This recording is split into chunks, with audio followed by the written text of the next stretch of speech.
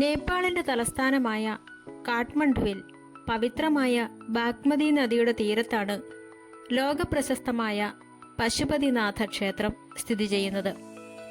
ശിവഭഗവാന് സമർപ്പിച്ചിരിക്കുന്ന ഈ ക്ഷേത്രം ലോകമെമ്പാടുമുള്ള ഹിന്ദുക്കളുടെ ഏറ്റവും പ്രധാനപ്പെട്ട തീർത്ഥാടന കേന്ദ്രങ്ങളിൽ ഒന്നാണ്.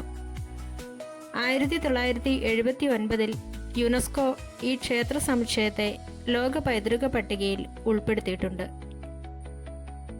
പശു എന്നാൽ ജീവജാലങ്ങൾ എന്നും പതി എന്നാൽ നാഥൻ അല്ലെങ്കിൽ സംരക്ഷകൻ എന്നുമാണ് അർത്ഥം. അതായത് എല്ലാ ജീവജാലങ്ങളുടെയും നാഥനായ ശിവനാണ് ഇവിടെയുള്ള പ്രതിഷ്ഠ. കന്നുകാലികളുടെയും മൃഗങ്ങളുടെയും സംരക്ഷകന്റെ രൂപത്തിലാണ് ഇവിടെ ഭഗവാനെ ആരാധിക്കുന്നത്. നേപ്പാളിലെ പരമ്പരാഗത പഗോഡ വാസ്തുവിദ്യയിലാണ് പ്രധാന ക്ഷേത്രം നിർമ്മിച്ചിരിക്കുന്നത്. സ്വർണം പൂശിയ 2 തട്ടുകളുള്ള മേൽക്കൂരയും വെള്ളിപ്പാളികൾ പാകിയ 4 പ്രധാന വാതിലുകളും ഈ ക്ഷേത്രത്തിന്റെ ഭംഗി കൂട്ടുന്നു. ക്ഷേത്രത്തിലെ പ്രധാന പ്രതിഷ്ഠ 1 മീറ്ററോളം ഉയരമുള്ള വെള്ളിപ്പീഠത്തിൽ സ്ഥാപിച്ച ചതുർമുഖ ശിവലിംഗമാണ്. ഈ ലിംഗത്തിന് 4 വശങ്ങളിലായി 4 മുഖങ്ങളുണ്ട്.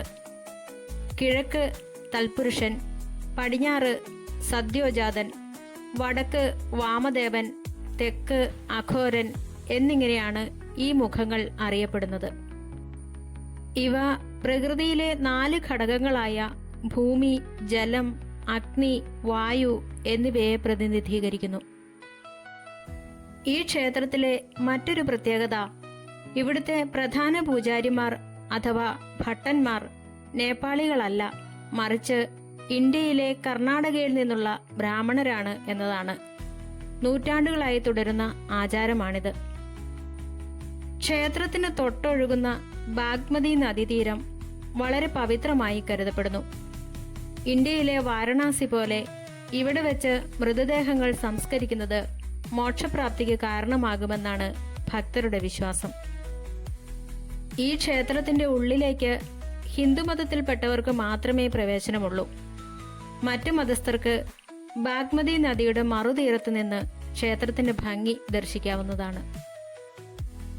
ഇവിടെ ഏറ്റവും പ്രധാനമായി ആഘോഷിക്കുന്ന ഉത്സവം മഹാശിവരാത്രിയാണ്. ആ സമയത്ത് ഇന്ത്യയിൽ നിന്നും ലോകത്തിന്റെ വിവിധ ഭാഗങ്ങളിൽ നിന്നും ലക്ഷക്കണക്കിന് ഭക്തരും സാധുക്കളും ഇവിടേക്ക് ഒഴുകിയെത്തുന്നു. ഇന്ത്യയിലെ കേദാർനാഥ് ക്ഷേത്രവുമായി പശുപതിനാഥ ക്ഷേത്രത്തിന് അടുത്ത ബന്ധമുണ്ടെന്നാണ് പുരാണങ്ങൾ പറയുന്നത്. കേദാർനാഥിലെ പ്രതിഷ്ഠ ശിവന്റെ ശരീരത്തിന്റെ പിൻഭാഗവും പശുപതിനാഥിലേത് ശിവന്റെ മുഖവുമാണെന്നാണ് വിശ്വാസം. പശുപതിനാഥ ക്ഷേത്രത്തിന്റെ ഉത്ഭവത്തെയും പ്രാധാന്യത്തെയും കുറിച്ച് മനോഹരമായ നിരവധി പുരാണ കഥകളും ഐതിഹ്യങ്ങളുമുണ്ട്. ഒരിക്കൽ ഭഗവാൻ ശിവനും ദേവി പാർവതിയും തങ്ങളുടെ ദിവ്യരൂപങ്ങൾ വെടിഞ്ഞ് കാഠ്മണ്ഡു താഴ്വരയിലെ ബാഗ്മതി നദിയുടെ തീരത്തുള്ള മനോഹരമായ വനങ്ങളിൽ എത്തിച്ചേർന്നു. അവിടുത്തെ പ്രകൃതി ഭംഗിയിൽ ആകൃഷ്ടരായ അവർ 2 മാൻകുട്ടികളുടെ രൂപം സ്വീകരിച്ച് ആ കാടുകളിൽ സന്തോഷത്തോടെ വിഹരിക്കാൻ തുടങ്ങി. ഭഗവാനെ കാണാതെ ദേവന്മാരും ബ്രഹ്മാവും വിഷ്ണുവും വിഷമത്തിലാവുകയും ഒടുവിൽ അവർ ഭഗവാനെ തിരഞ്ഞ് ഈ വനത്തിലെത്തുകയും ചെയ്തു. മാൻ രൂപത്തിലുള്ള ശിവനെ തിരിച്ചറിഞ്ഞ ദേവന്മാർ ഭഗവാനെ തിരികെ കൈലാസത്തിലേക്ക് കൊണ്ടുപോകാൻ ശ്രമിച്ചു. എന്നാൽ ഭഗവാൻ മാറാൻ കൂട്ടാക്കിയില്ല. ബ്രഹ്മാവ് മാനായിരുന്ന ശിവന്റെ കൊമ്പുകളിൽ പിടിച്ച് ബലമായി വലിച്ചപ്പോൾ ആ കൊമ്പ് 3 കഷ്ണങ്ങളായി മുറിഞ്ഞുപോയി. ഈ സംഭവത്തിന് ശേഷം ഭഗവാൻ തന്റെ യഥാർത്ഥ രൂപം വെളിപ്പെടുത്തുകയും താൻ മൃഗങ്ങളുടെ നാഥനായി ഈ വനത്തിൽ വസിച്ചതിനാൽ ഈ സ്ഥലം ഇനി മുതൽ പശുപതിനാഥ് എന്നറിയപ്പെടുമെന്ന് അനുഗ്രഹിക്കുകയും ചെയ്തു. മുറിഞ്ഞുപോയ ആ കൊമ്പാണ് പിൽക്കാലത്ത് ഇവിടെ ശിവലിംഗമായി ആരാധിക്കപ്പെടാൻ തുടങ്ങിയതെന്നാണ് ഒരു ഐതിഹ്യം. കുരുക്ഷേത്ര യുദ്ധത്തിന് ശേഷം സ്വന്തം ബന്ധുക്കളെ വധിച്ച പാപത്തിൽ നിന്ന് മുക്തി നേടാനായി പാണ്ഡവർ ശിവഭഗവാനെ തിരഞ്ഞ് യാത്ര തിരിച്ചു. എന്നാൽ പാണ്ഡവർക്ക് പെട്ടെന്ന് ദർശനം നൽകാൻ ഭഗവാൻ ആഗ്രഹിച്ചില്ല. അദ്ദേഹം ഒരു കാളയുടെ രൂപം സ്വീകരിച്ച് ഉത്തരാഖണ്ഡിലെ ഗുപ്തകാശിയിൽ ഒളിച്ചു.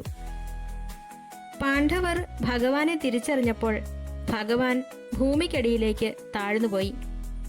ഭീമൻ കാളയുടെ വാലിലും പിൻകാലുകളിലും പിടിച്ചുവെക്കാൻ ശ്രമിച്ചെങ്കിലും ശരീരത്തിന്റെ ഭാഗങ്ങൾ പലയിടങ്ങളിലായി ഭൂമിയിൽ നിന്ന് ഉയർന്നു വന്നു. കാളയുടെ പിൻഭാഗം ഉയർന്നു വന്ന സ്ഥലമാണ് ഇന്ത്യയിലെ കേദാർനാഥ്. അതിന്റെ മുഖം ഉയർന്നു വന്ന പുണ്യഭൂമിയാണ് നേപ്പാളിലെ പശുപതിനാഥ്. അതുകൊണ്ടാണ് കേദാർനാഥ് ദർശനം പൂർത്തിയാകണമെങ്കിൽ പശുപതിനാഥ് കൂടി ദർശിക്കണം എന്ന് പറയപ്പെടുന്നത്. കാലങ്ങൾ കടന്നുപോയപ്പോൾ ഈ ശിവലിംഗം മണ്ണുമൂടി കാടുകയറി ആർക്കും അറിയാത്ത അവസ്ഥയിലായി. ആ സമയത്ത് എല്ലാ ആഗ്രഹങ്ങളും സാധിച്ചു തരുന്ന ദിവ്യ പശുവായ കാമധേനു എല്ലാ ദിവസവും ഈ വനത്തിലെ ഒരു പ്രത്യേക സ്ഥലത്ത് വരികയും അവിടുത്തെ മണ്ണിലേക്ക് തന്റെ മുലപ്പാൽ ഒഴുക്കുകയും ചെയ്യുമായിരുന്നു. ഇത് ശ്രദ്ധയിൽപ്പെട്ട അവിടുത്തെ പശുക്കളെ മേയ്ക്കുന്നവർ അത്ഭുതപ്പെടുകയും ആ സ്ഥലം കുഴിച്ചു നോക്കുകയും ചെയ്തു. മണ്ണ് നീക്കിയപ്പോൾ അതിൽ നിന്നും അതിമനോഹരമായ ഒരു ജ്യോതിർലിംഗം ദർശിക്കാൻ അവർക്ക് സാധിച്ചു. ഈ ശിവലിംഗത്തിൽ നിന്നുള്ള ദിവ്യപ്രകാശം കണ്ട് അവിടെ ഉണ്ടായിരുന്ന പലരും മോക്ഷം പ്രാപിച്ചതായും പറയപ്പെടുന്നു. പിന്നീട് ജനങ്ങൾ ചേർന്ന് ആ ലിംഗം കണ്ടെത്തിയ സ്ഥലത്ത് പശുപതിനാഥനായി വലിയൊരു ക്ഷേത്രം നിർമ്മിക്കുകയാണുണ്ടായത്. ഇതാണ് മറ്റൊരു ഐതിഹ്യം. പശുപതിനാഥ ക്ഷേത്രത്തിലെ 4 മുഖങ്ങളുള്ള ശിവലിംഗം ദർശിക്കുന്ന ഒരാൾക്ക് അടുത്ത ജന്മത്തിൽ ഒരിക്കലും ഒരു മൃഗമായി ജനിക്കേണ്ടി വരില്ലെന്നാണ് ഭക്തരുടെ ഉറച്ച വിശ്വാസം. ഭഗവാൻ അവരെ ജീവജാലങ്ങളുടെ എല്ലാ പാപങ്ങളിൽ നിന്നും മുക്തരാക്കുന്നു.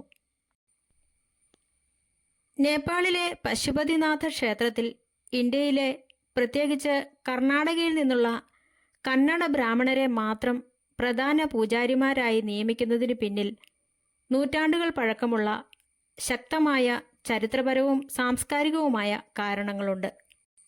ഏതാണ്ട് 800-ലധികം വർഷങ്ങളായി തുടരുന്ന ഈ ആചാരത്തിനു പിന്നിലെ പ്രധാന കാരണങ്ങൾ പറയാം. 8-ാം നൂറ്റാണ്ടിൽ ജീവിച്ചിരുന്ന ആദി ശങ്കരാചാര്യരാണ് ഭാരതത്തിലുടനീളമുള്ള പ്രശസ്തമായ ഹൈന്ദവ ക്ഷേത്രങ്ങളിലെ പൂജാവിധികൾ വ്യവസ്ഥാപിതമാക്കിയത്. സാംസ്കാരികമായ ഒരുമ ഉറപ്പാക്കാൻ അദ്ദേഹം ഒരു പ്രത്യേക രീതി നടപ്പിലാക്കി. ഇന്ത്യയുടെ വടക്കേ അറ്റത്തുള്ള ബദ്രിനാഥ് ക്ഷേത്രത്തിൽ തെക്കേ ഇന്ത്യയിലെ, അതായത് കേരളത്തിലെ നമ്പൂതിരിമാരെ പൂജാരിമാരാക്കി. ഇതേ യുക്തിയോടെ നേപ്പാളിലെ പശുപതിനാഥ ക്ഷേത്രത്തിൽ തെക്കേ ഇന്ത്യയിലെ, കർണാടകയിലെ ദക്ഷിണ ഭാരതീയ ബ്രാഹ്മണരെ പൂജാരിമാരായി നിശ്ചയിച്ചു. തന്ത്രശാസ്ത്രത്തിലും വേദങ്ങളിലും കൃത്യമായ വൈദഗ്ധ്യമുള്ള ദക്ഷിണേന്ത്യൻ പൂജാരിമാർ ക്ഷേത്രത്തിലെ ശുദ്ധിയും ആചാരങ്ങളും കർശനമായി പാലിക്കുമെന്ന് അദ്ദേഹം ഉറച്ചു വിശ്വസിച്ചിരുന്നു. ചരിത്രരേഖകൾ പ്രകാരം AD 1482 നേപ്പാൾ ഭരിച്ചിരുന്ന മല്ല രാജവംശത്തിലെ യക്ഷമല്ല രാജാവിന്റെ കാലത്താണ് കർണാടകയിൽ നിന്നുള്ള പൂജാരിമാരെ സ്ഥിരമായി നിയമിക്കുന്ന രീതി ഔദ്യോഗികമായി ആരംഭിച്ചത്. അക്കാലത്ത് നേപ്പാളിലെ പ്രാദേശിക പൂജാരിമാർക്കിടയിൽ ആചാരങ്ങളെ ചൊല്ലി തർക്കങ്ങൾ പതിവായിരുന്നു. വിവാദങ്ങൾ ഒഴിവാക്കാനും ക്ഷേത്രത്തിലെ പൂജകൾ മുടക്കമില്ലാതെ താന്ത്രിക വിധിപ്രകാരം നടക്കാനും രാജാവ് കാഞ്ചീപുരത്തു നിന്നും കർണാടകയിൽ നിന്നുമുള്ള പണ്ഡിതന്മാരെ ക്ഷണിച്ചു വരുത്തി ചുമതലയേൽപ്പിച്ചു. പശുപതിനാഥ് സ്ഥിതി ചെയ്യുന്ന കാഠ്മണ്ഡു ഭരിച്ചിരുന്ന പല പുരാതന രാജാക്കന്മാരും കർണാടകയുമായി വംശീയ ബന്ധമുള്ളവരായിരുന്നു. നേപ്പാളിലെ ലിച്ഛവി, മല്ല രാജവംശങ്ങൾക്ക് ദക്ഷിണേന്ത്യയുമായി അടുത്ത ബന്ധമുണ്ടായിരുന്നു. കർണാടകയിലെ പ്രശസ്തമായ ചാലൂക്യ, രാഷ്ട്രീയകൂട വംശങ്ങളുടെ ശാഖകളാണ് പിൽക്കാലത്ത് നേപ്പാളിൽ ഭരണം നടത്തിയതെന്ന് ചില ചരിത്രകാരന്മാർ ചൂണ്ടിക്കാണിക്കുന്നു. അതുകൊണ്ട് തന്നെ കർണാടകയിലെ കന്നഡ ബ്രാഹ്മണരെ അവർ ഏറെ ആദരിക്കുകയും വിശ്വസിക്കുകയും ചെയ്തിരുന്നു. ഈ സ്ഥാനത്തേക്ക് തിരഞ്ഞെടുക്കപ്പെടുന്ന പൂജാരിമാർക്ക് കർശനമായ ചില നിയമങ്ങളുണ്ട്. അവർ കർണാടകയിൽ ജനിച്ച കൃഷ്ണ യജുർവേദവും പാശുപത തന്ത്രവും നന്നായി പഠിച്ച ഋഗ്വേദി അല്ലെങ്കിൽ യജുർവേദി ബ്രാഹ്മണരായിരിക്കണം. സാധാരണയായി ശൃംഗേരി മഠവുമായി ബന്ധമുള്ളവരോ തത്തുല്യരോ ആയ മാധ്വ അല്ലെങ്കിൽ സ്മാർത്ഥ ബ്രാഹ്മണരെയാണ് തിരഞ്ഞെടുക്കാറുള്ളത്. പ്രധാന പൂജാരിയായി ചുമതലയേറ്റാൽ അവർ സസ്യാഹാരം മാത്രമേ കഴിക്കാവൂ. കഠിനമായ ബ്രഹ്മചര്യ ആചാരങ്ങളും വ്രതങ്ങളും പാലിക്കണം. പ്രധാന പൂജാരിയെ മൂൽഭട്ട് എന്നാണ് വിളിക്കുന്നത്. നേപ്പാളിൽ ഇവർക്ക് വലിയ രാജകീയ ബഹുമാനമാണ് നൽകിപ്പോരുന്നത്. പണ്ട് കാലത്ത് നേപ്പാൾ രാജാവ് പോലും ഇവരുടെ കാൽക്കൽ വീണ് അനുഗ്രഹം വാങ്ങിയിരുന്നു. 2008 നേപ്പാളിലെ മാവോയിസ്റ്റ് സർക്കാരിന്റെ കാലത്ത് ഈ ആചാരം നിർത്തലാക്കാനും പ്രാദേശിക നേപ്പാളി പൂജാരിമാരെ നിയമിക്കാനും ശ്രമം നടന്നിരുന്നു. എന്നാൽ ഭക്തരുടെയും സുപ്രീം കോടതിയുടെയും കടുത്ത എതിർപ്പിനെ തുടർന്ന് ആ നീക്കം പരാജയപ്പെടുകയും പഴയതുപോലെ കർണാടകയിൽ നിന്നുള്ള പൂജാരിമാരെ തന്നെ നിയമിക്കുന്നത് തുടരുകയും ചെയ്തു. ഇന്ത്യയും നേപ്പാളും തമ്മിലുള്ള സാംസ്കാരികവും ആത്മീയവുമായ സുദൃഢ ബന്ധത്തിന്റെ ഏറ്റവും വലിയ പ്രതീകമാണ് ഇന്നും തുടരുന്ന ഈ ആചാരം.